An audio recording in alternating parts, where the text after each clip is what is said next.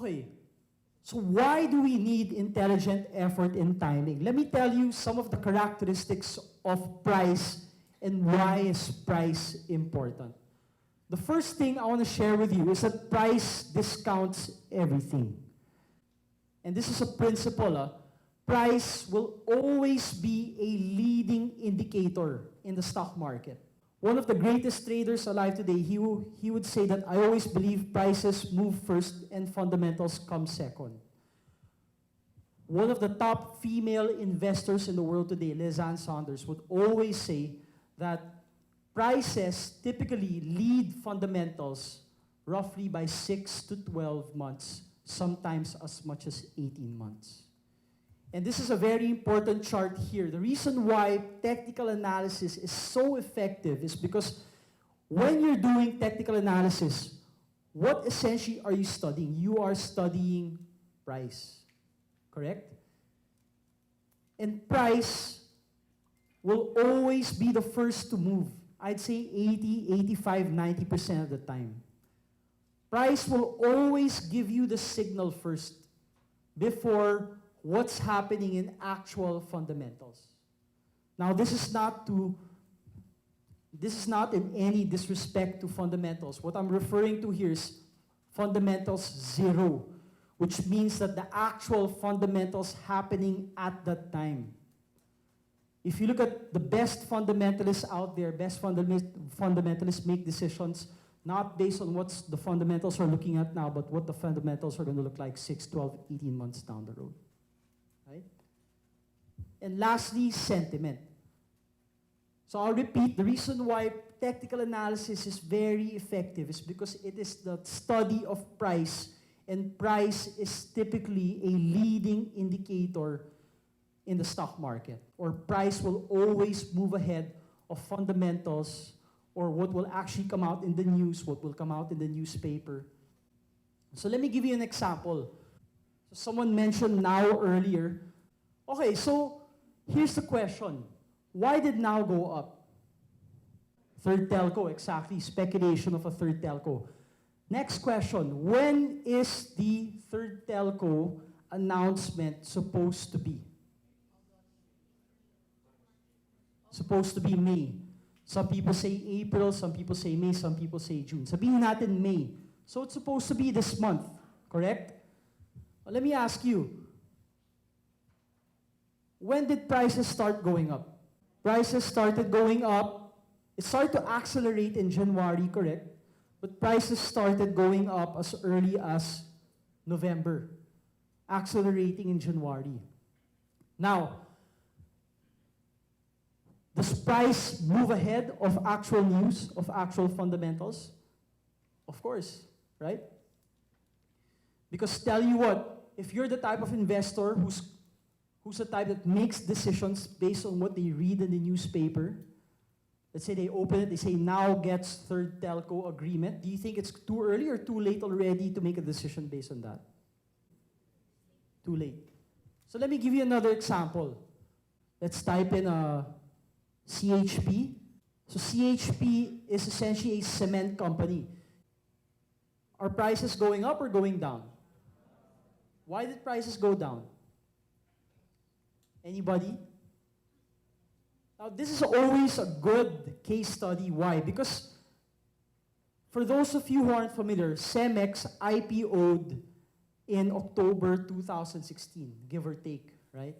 And when it IPO'd, we had just elected a new president, correct?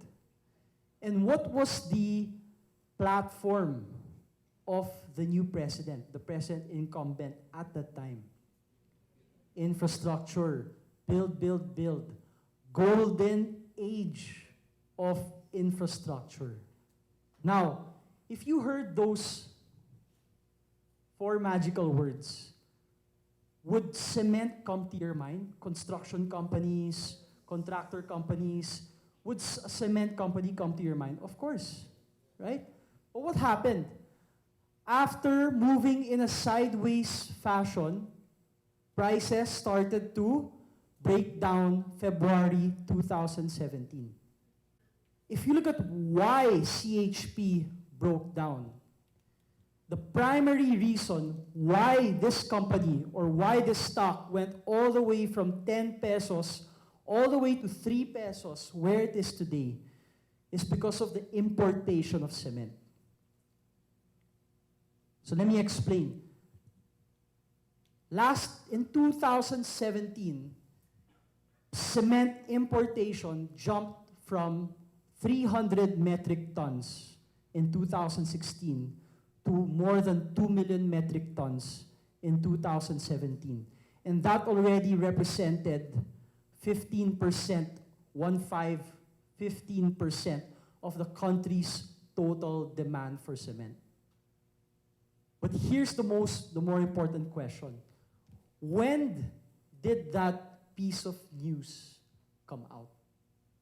That piece of news came out right here, over here, at 7.58 pesos. After it had already gone down from 12.10, after it had already gone down close to 30%.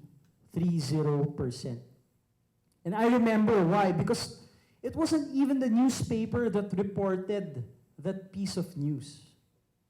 It was its underwriter. Its underwriter, obviously CHP is a new company, so it went public.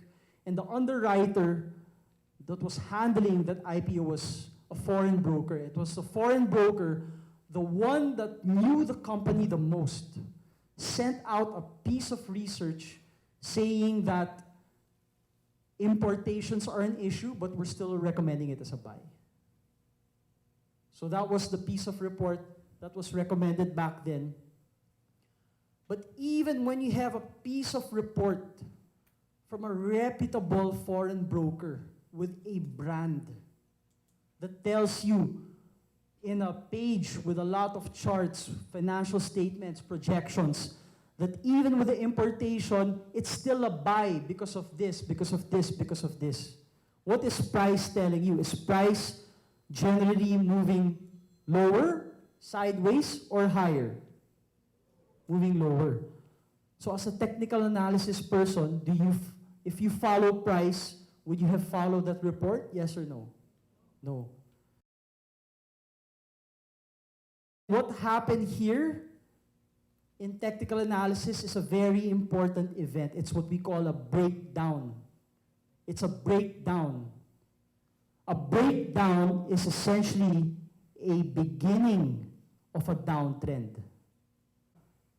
Do you want to put your money in a downtrend or in an uptrend? In an uptrend, right?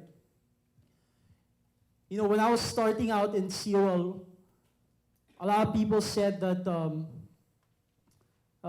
there was this famous quote that was being thrown around. It was a quote by Albert Einstein. Are you familiar with that quote? He said that compound interest is the eighth wonder of the world. You guys familiar with that? Sinabi niya yun, compound interest. But as smart as Albert Einstein was, he didn't realize that if you compound your money, it can also be the eighth nightmare in the world. Why?